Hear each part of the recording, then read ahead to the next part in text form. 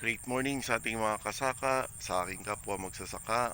Magandang araw at mapagpalang araw po sa ating lahat ngayon. So, ito po update sa ating bukid. Nagpa-spray po tayo, nag-apply po tayo ng Amo Foliar Fertilizer. Ayan po. Ayan. Ayan po si Joshua, yung katuwang natin dito sa bukid. 65 days po ito ngayon yung ating hybrid uh, long pin 296 so mataas po siya. Ito po yan, halos dibdib ko yung mataas yan. So in-apply natin ng foliar fertilizer yan. Isang balik pa lang po siya ngayon. So tansya ko rito sa 6,000 to, mga apat na balik na inaano ko.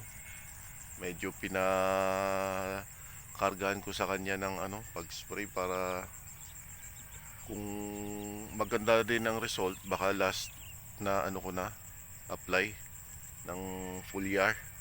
Pero pag nakita kong pwede pa hanggang 80 days, may mga nababasa pa ako dun sa YouTube University, 80 days may mga nag-a-apply pa sa ating kapwa magsasaka.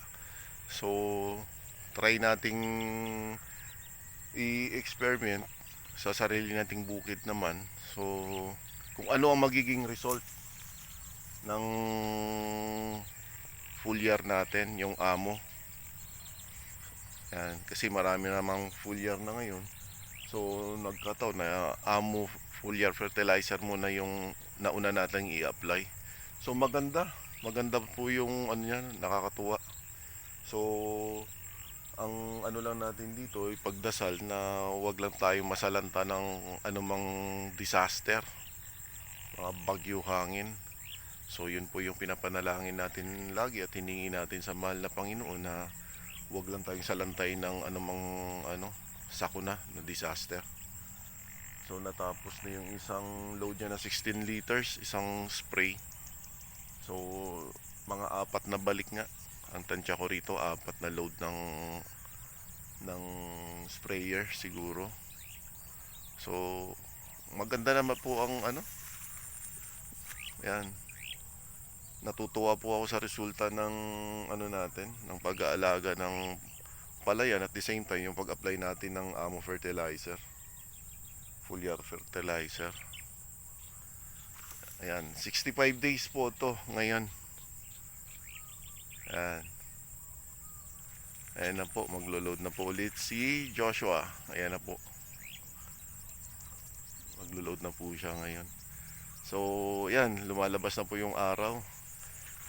Medyo na late na po kami sa yun. Mag-alas 7 na ng umaga eh. Yan. Thank you po, at update namin ulit kayo mamaya. Salamat.